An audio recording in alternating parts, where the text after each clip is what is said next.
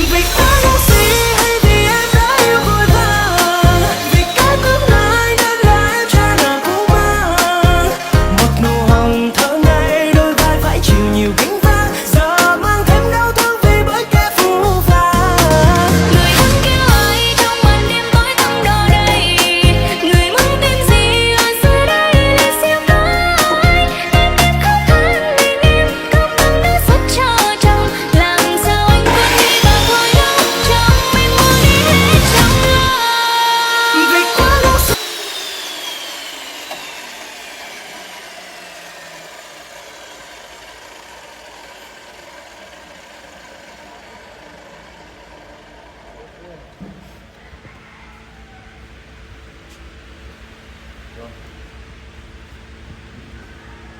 Tốc độ cao này.